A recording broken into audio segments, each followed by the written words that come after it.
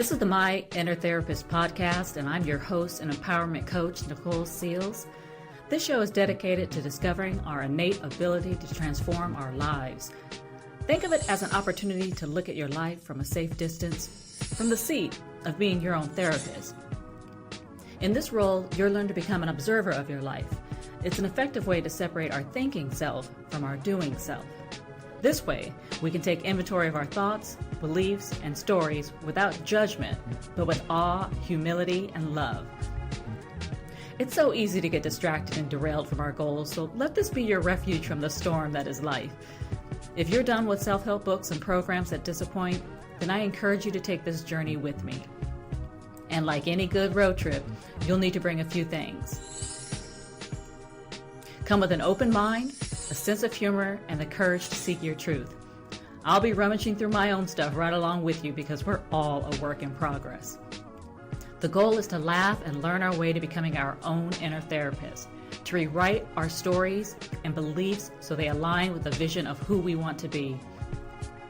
Join in the discussion by sharing your comments and thoughts. And if you're interested in having a free, anonymous coaching session with me here on the show, you can contact me directly at hello@NikoleSeals.com, and that's Nikole with a K. Be sure to subscribe to the show on your favorite podcast app. To learn more, visit my website, NikoleSeals.com, for access to articles, videos, and my self-help programs. You can also follow me on Instagram at My Inner Therapist, or subscribe to my YouTube channel. You'll find all these links in the show's description. All right, enough with the intro. Let the session begin.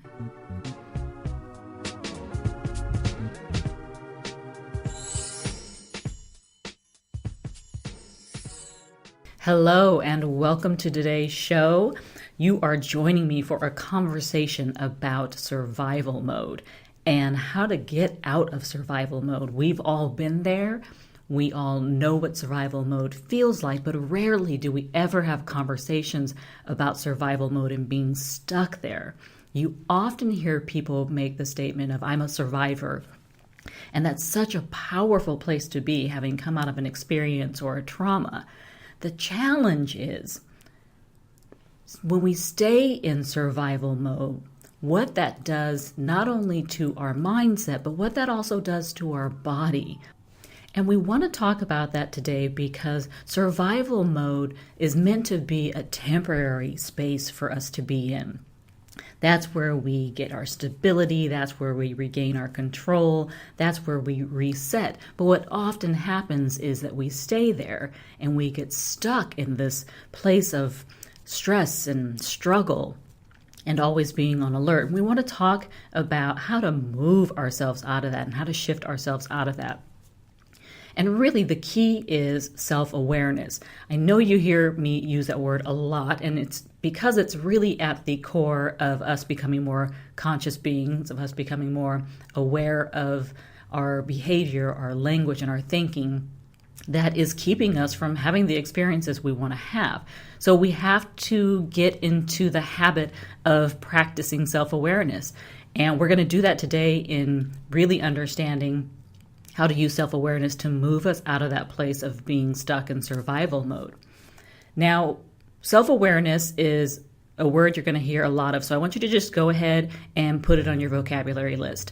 Put it down as one of your power words because I want you to start thinking about it to the point that you are triggering yourself to slow down and step into the role of observer of your life and start to just take note of habits and patterns and maybe things that you say to yourself repeatedly and how these things might be limiting you or creating lack or causing stress in your life.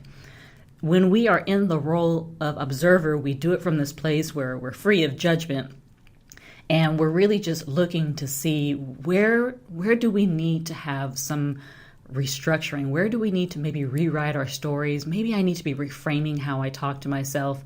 And we really want to make sure we're doing it from a place of compassion and that we're seeking to create change from a place of love and confidence. So often when people will go into counseling or therapy, there's this idea that I'm going to be revealing the worst parts of myself, that all of the ugliness that I've been trying to hide from the world is going to come to the surface and my skeletons are just going to fall out of the closet. And when we go into self-discovery with that mindset, it can be very scary and we can have a lot of resistance build up. So we want to just put all of those limitations about what this experience needs to be. We want to put that all to the side, and we want to just step into this process with an open mind and in seeing ourselves as being imperfect. So when we talk about getting out of survival mode, the first thing that we really need to understand is how to know when we're in it. So often we go about our business and we're just going from one daily action to the next, not even aware that we're kind of stuck in this loop and we're having the same experiences over and over again. And you might call it being stuck in a rut, being in a mental rut, being on the hamster wheel, you're a stroke of bad luck. People have a bad experience and then say something else happens a few days later and they're like, oh, well, it always comes in threes. And so we're really kind of just invoking this constant state of stress for ourselves. So let's get really clear about what it means to be in survival mode. And essentially, survival mode means to be living in a state of stress. Now, there's this great explanation by Dr. Joe Dispenza, leading edge thinker on physics, neuroscience, behavioral science. And the way that he describes survival mode is, living in the state of stress where, unlike animals, we have the ability to turn on the fight or flight response by thought alone. We can do this when we anticipate the future or when we recollect the past.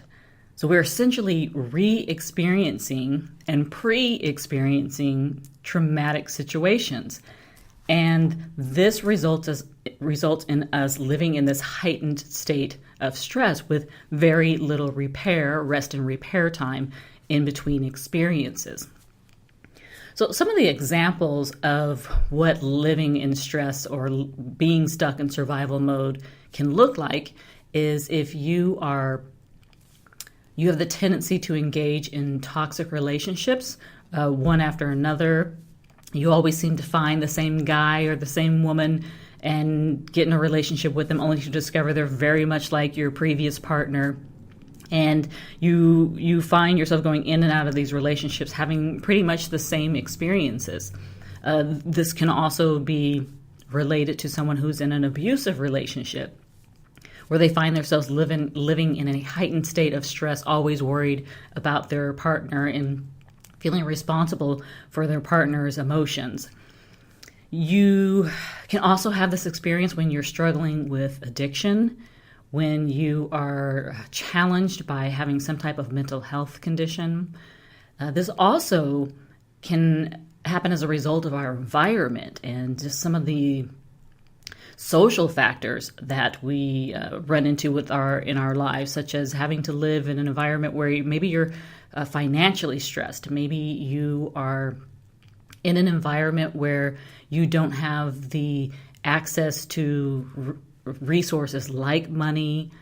You don't have the access to good, healthy food. Maybe you don't have access to healthy interactions and healthy relationships. Maybe you are living paycheck to paycheck.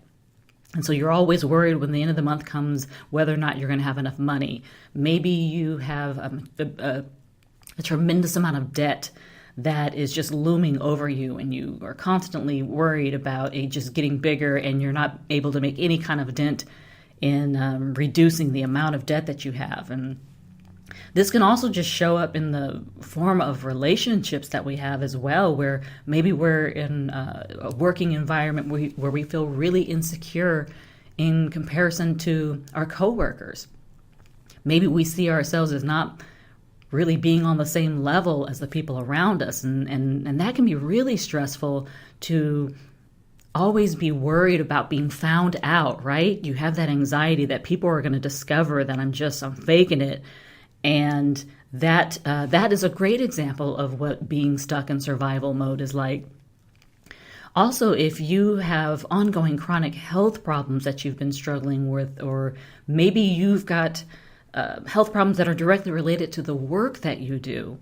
You have a high stress job, so you're going to work during the day and you're just trying to get through your day at work and deal with that stress, and then you come home and you have to deal with the physical stress that's manifested in your body. There's also jobs that are really prone to having high stress. As a social worker, I can tell you that job was, I was constantly in a heightened state where most of my clients were really emotionally charged. So I would have to walk into those situations and manage them, but then leave and still be in that heightened state. And I remember there were times where I would go home and it would take me so long to just decompress and calm down. And some nights I wasn't able to. And I would just have sleepless nights and then wake up and repeat the whole thing over the next day. So that's a great example of what living in stress can look like. And it can also happen in ways where we don't even recognize it. And you often see this happening with those who are responsible for being a caregiver. To say it's another family member and you're responsible for taking care of them. Maybe you have an older adult parent that you are responsible for taking care of. And this is in addition to your own family and your own job. And in doing this loving act for someone, we don't necessarily think about the impact that that has on our wellness and on our ability to maintain balance and on our ability to be emotionally stable. So when we talk about all of these examples, what they all have in common is that you're living in this state where you're on alert at all times. And, there's that saying where you're waiting for the other shoe to drop. You are constantly on the lookout for the next thing, that's going to throw you off. You're peeking around corners. And what we often do is we often try to predict when something's going to go bad, right? I know that that's something that I used to do all the time. And I did it as a way to try to prepare myself for what was about to happen. So I would kind of run through these scenarios. Okay, well, God, if this goes down, then I'll be able to do this. Completely unaware of the environment that I was creating in my body, right? The messages that I was creating in my mind. So what we want to do is we really want to start taking notice of, and this is where the self-awareness kicks in, is we want to start taking notice of those things that cause us stress. We really want to become aware of when we are in this heightened state of anxiety, or maybe it's frustration. It could even be anger. It could be sadness. It could be depression. Whatever, when we're in a negative experience and we're triggered and we feel like we've got to take some kind of action, like we have to fight, we have to come up with a solution, or we feel like we need to retreat and just go into ourselves and shut down.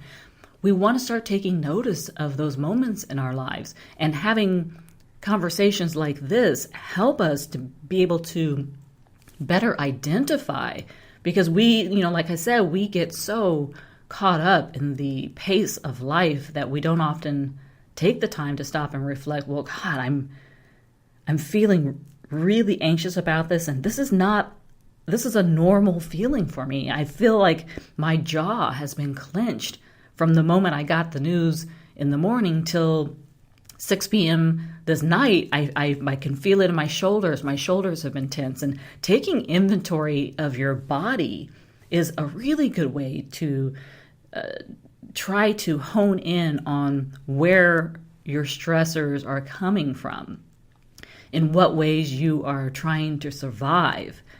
And you want to not only check in physically to see where you're holding your stress, but you also want to just become much more aware of the different type of emotions you find yourself having throughout the day. So the reason it's really important for us to become self-aware, to start taking notice of our body, to start taking notice of our emotion, is because if we don't, we become very blinded to the toll that we pay for living in survival mode. And there's a fee there is a really hefty fee that comes with living in survival mode. And it affects our body in so many ways. And by body, I want to include the mind in that because it has a direct impact on the functions of our mind and how we think. And then that then impacts the decisions that we make and the behaviors that we engage in. So let's talk a little bit about that toll, right? That price that we're all paying when we just kind of blindly walk through our life waiting for the next, waiting for it to go down, right? Let's just keep it real. That's what we're all doing is we're waiting for the next bit of drama to show up. So the first thing we really want to take notice of is that heightened emotional state. And in doing so, what you need to understand is that when you live in that heightened state, it consumes a tremendous amount of your body's energy. So the blood is going to your large muscles, right? And they're going to prepare your body for the strength that it needs in order to fight or flee.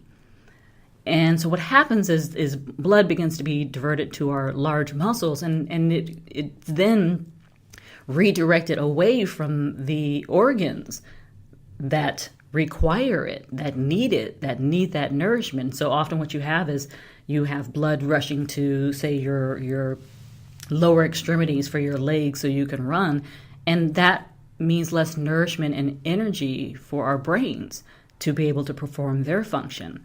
And this affects all of our systems. This has a direct effect on our immune system. It has a direct effect on our digestion.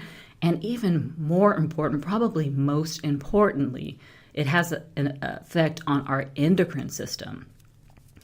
Now, when we talk about the immune system, what typically happens is when our body's resources are directed towards managing the stress, right? Our body is trying to regulate the other body functions, right? Maybe slow them down, maybe stop them altogether so that its attention can now go to dealing with the stressor at hand. And so our immune system is one of those that gets compromised because the immune system functions slow down considerably. And that puts us in a weakened state. It puts our immune system in a weakened state. So we're less likely to be able to fight off any type of illness, whether we've been exposed to some type of bacteria or virus. Our immune system does not have its full resources to fight off any type of invasion, any type of infection. And so we become subject to illnesses and disease, especially if we are constantly putting our immune system in this weakened state. Then we are really creating an environment for chronic disease to be occurring in our lives. So it has a profound effect on our immune system by weakening it and making us, putting us more at risk of getting sick. And it also has an effect on our digestion. So when the digestion slows down and the resources that are needed in order to break down our food are sent to other parts of our body to manage our stress, we end up having improper digestion. And when our food does not break down properly, we're not able to extract the nutrients from it that we need. And what happens is that it doesn't go through the digestive tract properly. So it can result in there being large particles of food that act as a blockage in your intestinal tract. Over time, our intestinal tract can't manage the stress. So what ends up happening is some particles of waste go through the wall of our intestines, get absorbed through the wall of our intestines from having to sit there. It's not properly moving along, so it's sitting there, and then it gets absorbed into the bloodstream. And that's how we also get sick when this happens as well, when we're having waste going into our blood. So we've got to take into account that anytime we're calling on our body to manage stress, it is taking resources away from other vitally important functions in our body. So when we don't get the nourishment that we need, right? When our food doesn't break down properly and we don't get the nourishment that we need, that means that that's less nourishment that's going to our brain. And so our brain becomes affected by that. We end up struggling with memory. And I know there's been times where you've just had a really stressful day or a stressful experience, and you find yourself with an opportunity to really try to decompress, and you're trying to get your bearings together, and you really you're struggling to recall certain things, or you're having struggles with like short-term memory things, like where you left your keys, where did I put my phone? And that's as a result of your brain not getting the nourishment that it needed. And when you have problems critically using your critical thinking skills and trying to assess a situation, or when you're just when your body's trying to regulate, it's trying to maintain its body temperature, when it's trying to maintain its hormonal balance, all of these things are affected when we are in this heightened state of stress. And when we talk about hormone balance, we don't give enough education and knowledge and insight and just discussion about our endocrine system. I don't know why the medical institution has really failed to inform patients how important our hormones are. Our hormones they are responsible for producing and releasing, well, let's say this, our endocrine system is responsible for producing and releasing hormones. Right now, our hormones regulate our body's functions, and it triggers our emotions, right? So these hormones go to specific parts of the body, and they tell that body what it needs to do. That it tells that part of the body what it needs to do. It tells this particular organ what it needs to do. And then it also regulates our emotions. It determines which emotions we are experiencing. This is huge stuff. And I think that this is particularly important for women to understand, for us women to have some information on, because our hormones change and shift and fluctuate so much. There's environmental reasons why that happens. There are nutritional reasons why that happens. And there are reasons related to time and the phase of our life why that happens. So not only do we have to manage that balance, we then have to factor in living in a stressful environment or living in a heightened state of environment and what that's doing to our hormones. What ends up happening is we find ourselves in this position of overproducing. Our endocrine system is overstimulated, so we produce this abundance of hormones, and over time,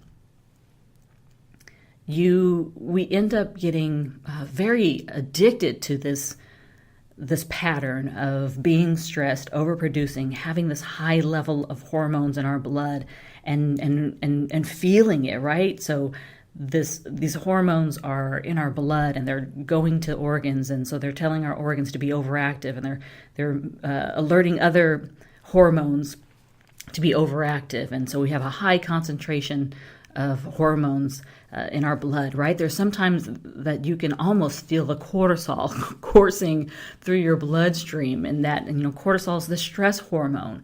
So we can feel when we're anxious and when we're stressed.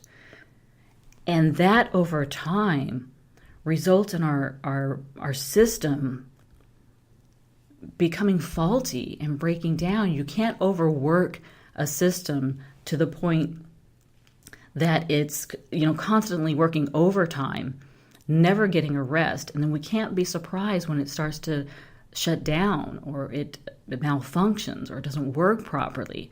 And that's what ends up happening when you have a lot of women who are experiencing hormonal imbalances, and it's causing mood shifts. And you have some women who are in their 20s and 30s feeling like they're perimenopausal because they've got all of these symptoms that don't seem to fit the time frame of their lives, right?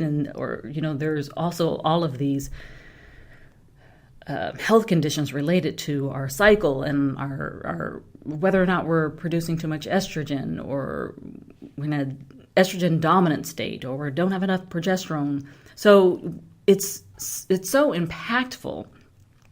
The stress, we don't ever really talk about how impactful the stress is on our hormones. And men, this works the same way for you as well. Although you don't necessarily have to worry about a monthly cycle, although secretly, let's just be honest. I think men have their own monthly cycle that's just maybe not as prominent as women, but male hormones fluctuate as well. And male hormones are also influenced by stress.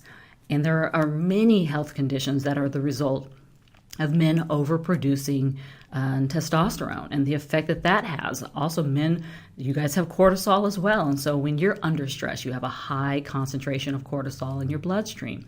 This is affecting men and women alike. And as a result of this, we've got these chemicals in our body in the form of hormones that we get very addicted to. And so we find ourselves in a constant state of anger or fear or anxiety, or our insecurities feel like they're living right at the surface. And we find ourselves really sensitive to the experiences that we're having. And this is what being in survival mode does to our body. This is what it does to our emotions. This is what it does to our mind. And when we talk about self-awareness, all we're simply doing is making a decision to get curious about what's happening. Get curious about, why do I feel as if I cannot get out of this cycle? Why do I feel like I continue to have the same experiences? Why are the very experiences that I don't want, why do they continue to show up in my life? Why do I feel like I am overpowered by my emotions? We need to start getting curious and asking ourselves questions. Because the more that we do that, the more we start to take notice of our thinking and how we talk to ourselves, how we talk to other people, how we perceive our experiences. So we start to ask ourselves a lot of questions, and this is really how you shift yourself out of that survival mode, is by moving yourself into a place of where you want to start getting curious about your life and you want to start making observations about your life. So you simply start asking yourself questions. I just had this experience. Let's take an example, right? You just had this experience. One of the best questions you can ask yourself, especially if you had some negative response or reaction to the experience, is, am I thinking in the past, present, or future? Because what we don't often realize is that when we have an experience, our brain is immediately attaching it to a memory, a similar memory that we have had before. And then that's how our body knows how to think about it. That's how our body knows how to feel about it. If it's a new experience that we've never had before, we are always going to try to match it to a previous experience, to a memory that we have stored. That's how the brain works.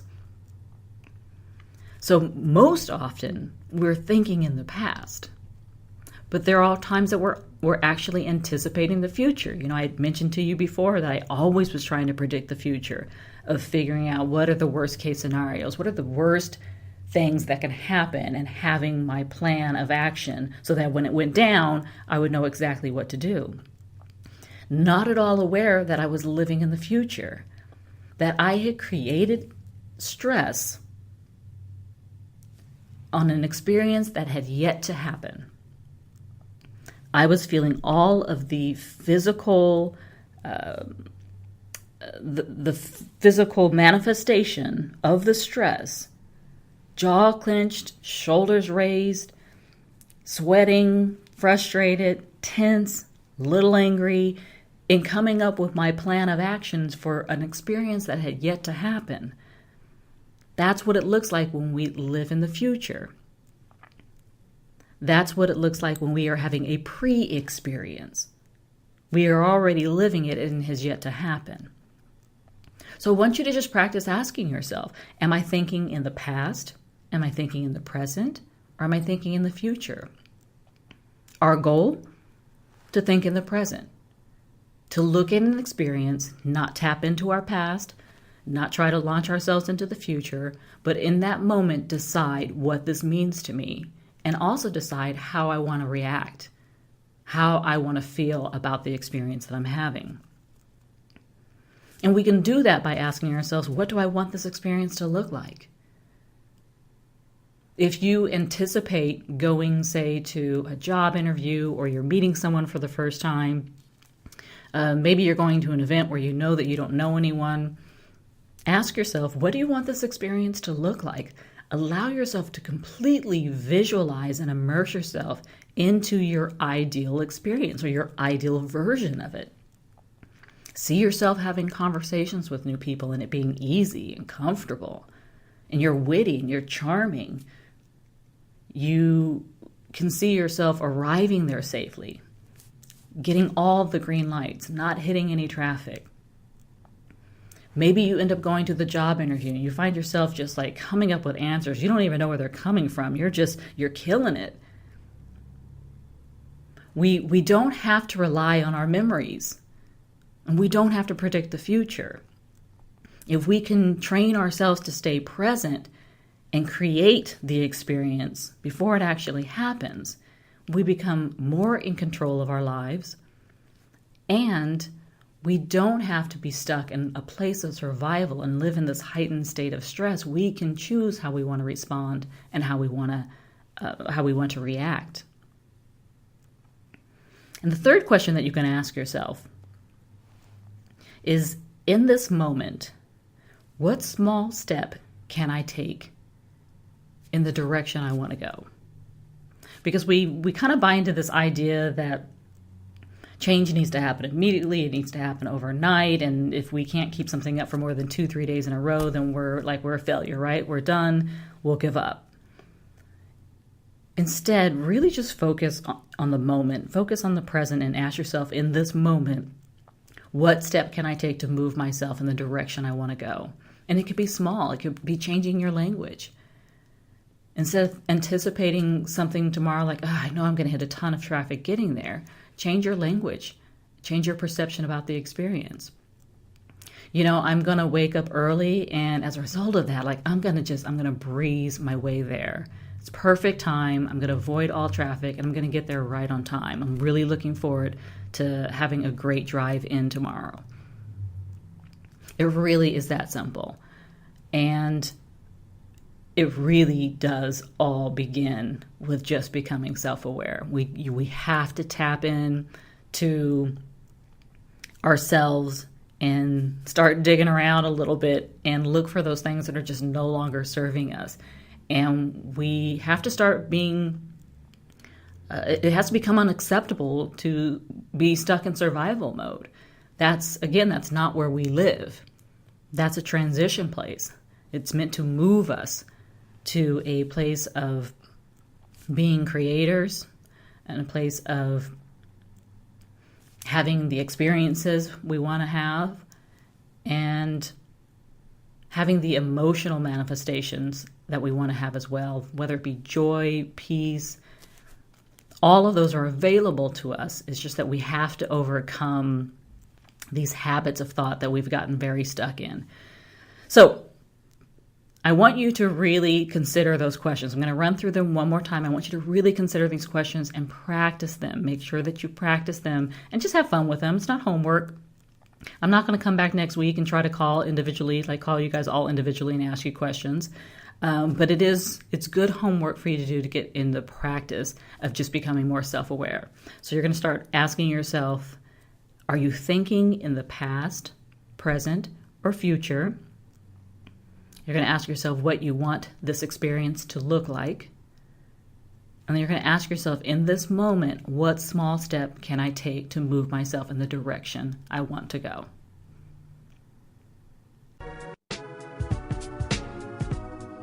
Okay, that's it for today.